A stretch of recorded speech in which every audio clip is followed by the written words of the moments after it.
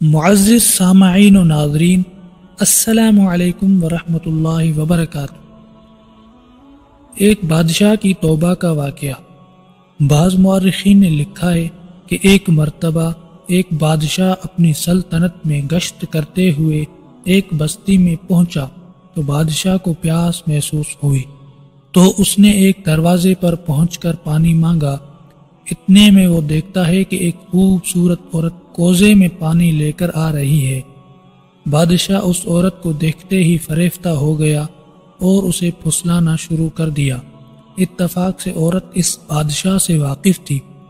جب اسے یہ یقین ہو گیا کہ وہ اپنے آپ کو بادشاہ سے نہیں بچا سکتی تو وہ عورت گھر میں گئی اور ایک کتاب نکال کر لے آئی اور یہ کہہ کر چلی گئی کہ آپ اس کتاب کو غور سے پڑھیے تاکہ آپ اپنے اس ارادے میں سدھار پیدا کر سکیں۔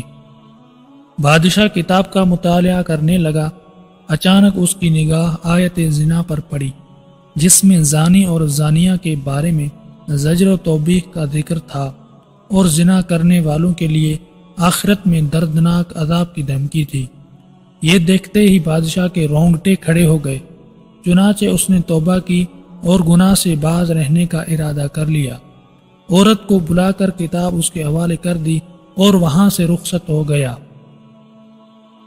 اس واقعے کے دوران عورت کا شوہر گھر میں نہیں تھا۔ تھوڑی دیر کے بعد جب شوہر آیا تو عورت نے اس کو ماجرا سنایا۔ چنانچہ وہ انگشت بدندہ ہوا اور اسے یہ اندیشہ ہوا کہ کہیں بادشاہ کی خواہش واقعی یہ نہ رہی ہو، لیکن وہ عورت پر جرأت نہ کر سکا۔ چنانچہ شوہر کچھ دن تک غور و فکر کرتا رہا۔ عورت نے یہ کام کیا کہ شوہر کی موجودگی میں اقارب کے سامنے یہ واقعہ بتایا۔ تمام رشتہ داروں نے فیصلہ کیا کہ اس مقدمے کو بادشاہ کی خدمت میں ہی کیوں نہ لے چلیں۔ چنانچہ وہ حاضر ہوئے۔ سب سے پہلے انہوں نے آداب شاہی بجا لاتے ہوئے کہا، اللہ تعالی ہمارے بادشاہ کو سلامت رکھے۔ پھر رشتہ داروں نے کہا، اے بادشاہ معظم، اس نے ہم سے کرائے پر کھیتی کے لیے زمین لی ہے، معاہدے کے مطابق کھیتی کی، پھر ہماری زمین کو معطل کر رکھا ہے، اور حال یہ ہے کہ نہ خود کھیتی کرتا ہے نہ ہماری زمین واپس کرتا ہے، حالانکہ زمین خالی پڑی رہنے کی وجہ سے بیکار ہو جاتی ہے۔ بادشاہ نے یہ سن کر کہا، تم کو زمین میں کھیتی کرنے سے کون روکتا ہے؟ شوہر نے جواب دیا، مجھے معلوم ہوا ہے کہ میری زمین میں ایک شیر رہنے لگا ہے، مجھے اس سے خطرہ ہے اور اس قریب ہونے کی ہمت نہیں پڑتی، کیونکہ میں جانتا ہوں کہ مجھ میں شیر سے لڑنے کی طاقت نہیں ہے۔